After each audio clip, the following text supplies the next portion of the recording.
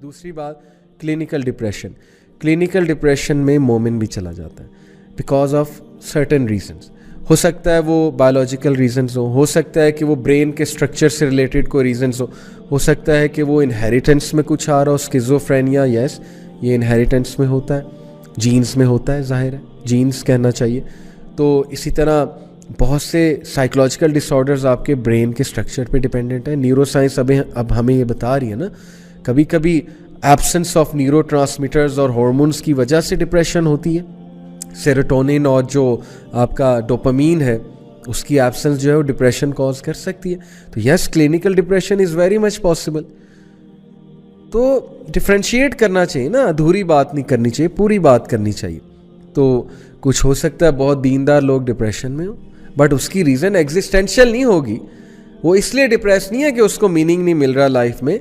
ये जो ख़ास डिप्रेशन है, एग्जिस्टेंशियल डिप्रेशन, ये उन लोगों में ज़्यादा है, वेस्टर्न सोसाइटी में ज़्यादा है, क्योंकि वहाँ पे there is nothing to counsel them, there is nothing to bring them out of darkness once they go into it. माअज़ल्लाह, क्या है उनके पास? आखिरत का कॉन्सेप्ट बेचारों से छीन लिया, एथियस्टिक फिलॉसफीज उन पर थोपी गई हैं।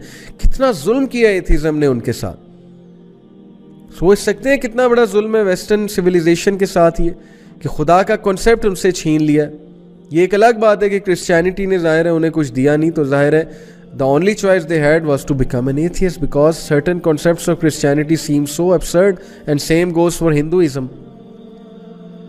लेकिन ये हमारी जिम्मेदारी कि हम उन लोग को भी इस्लाम की दौलत से नवाजें, हम उन तक पहुँचाएँ। वो हमारे brothers and sisters in humanity हैं, आदम अलैहिस्सलाम की औलाद है। हमें जज्बा होना चाहिए, हमारे भाई हैं, बहन हैं ह्यूमैनिटी में। नबी अकरम सल्लल्लाहु अलैहि वसल्लम ने कहा, none of you truly believes until he wishes for his brother what he wishes for himself. And Imam an-Nawawi, he comments on this hadith, he says कि यहाँ पर ब्रदर से मुराद है ब्रदर इन ह्यूमैनिटी। आप तब तक पक्के मोमिन नहीं हो सकते जब तक आप अपने नॉन मुस्लिम भाई और बहन के लिए भी वो नहीं चाहेंगे जो अपने लिए चाहते हैं। तो ये फ़लसफ़ा हमने उन्हें भी देना है इंशाअल्लाह ताला। तो मैंने जो तमहीद बांधी शुरू में डिप्रेशन के हवाले से, देखें कभी कभी ऐसे होता है कि हमें सिर्फ सैडनेस होती है, हमें सिर्फ ग्रीफ होता है, हमें जो है ना वो डिमोटिवेशन होती है, हम उसको भी डिप्रेशन का नाम दे देते हैं। इसका क्या नुकसान होता है? इसका नुकसान ये होता है कि ब्रेन जो है ना उसको मैसेज जाता है कि तुम डिप्रेस हो, और फिर ना एक वो मज़ीद डिमोटिवेशनल स्टेज आती है, और उसके बाद क्या होता है कि आप मेहनत करना ही छोड़ देते हैं, आप गिव अप कर देते हैं, क्योंकि वंस योर ब्रेन रजिस्टर्स कि तुम डिप्रेस है तो फिर बात ख़त्म है। भाई डिप्रेस हैं तो फिर डिप्रेस हैं। और ये शैतान का सबसे बड़ा हथियार।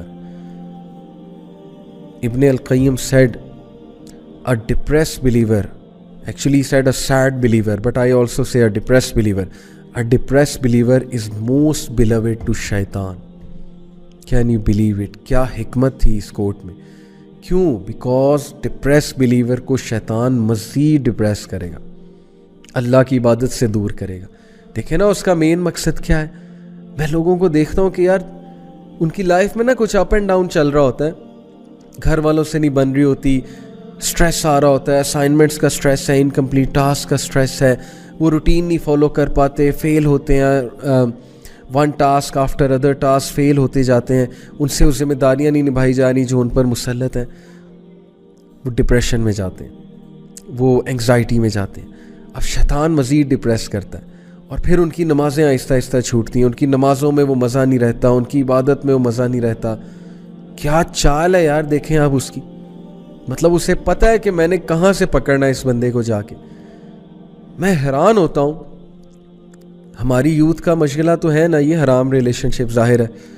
तो दिल लगा लिया किसी से सिर्फ इस बेसिस पे अगला खूबसूरत है, पसंद आया, आंखों को भाया, व्हाट्सएवर द रीज़न, और उसके बाद उस बंदे की तरफ से कोई तकलीफ़ आई, या वहाँ शादी नहीं हो रही, या जो है ना वो वहाँ पे जाहिर है कि थोड़ करा दिया अगले ने, sorry to use this word. अब सैडनेस आएगी, एक स्टेट ऑफ डीमोटिवेशन आएगी, you will be lost obviously.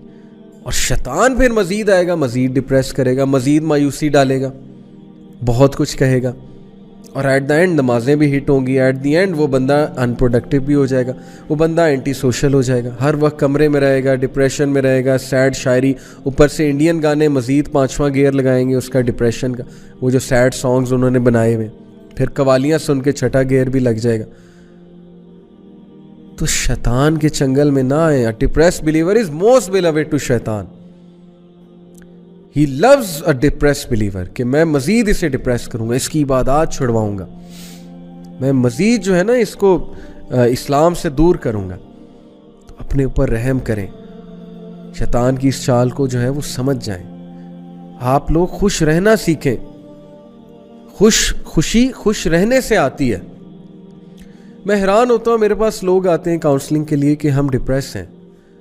मैं उनकी ड्रेसिंग देखता हूँ कि यार मतलब आपने हुलिया ही डिप्रेशन वाला बनाया हुआ है, आपका एनवायरनमेंट ही डिप्रेशन वाला है, आप कैसे डिप्रेशन से निकलेंगे? ठीक है आपको कोई डिप्रेशन होगी, मैं उसका इनकार नहीं कर रहा, लेकिन अल्लाह के बंदे मतलब अपने आप को तो देखो ना। आई टोटली अंडरस्टैंड कि एक फेज लाइफ में ऐसा आता है कि बंदा अपने आप को देखना छोड़ देता है। I can totally understand this, लेकिन यही तो आपने स्टेप्स लेने हैं ना। थोड़ा सा पॉजिटिव हो, खुश रहने की कोशिश करें, अच्छे अच्छे ड्रेस पहने, नहा धो के रहा करें, अपना एनवायरनमेंट चेंज करें, अपने कमरे को साफ रखा करें। ये एक्शंस आपने लेने हैं। एक्शंस लेने से बंदा डिप्रेशन से बाहर आता है, एक्शन लेने से बंदा इस स्टेट से बाहर आता है।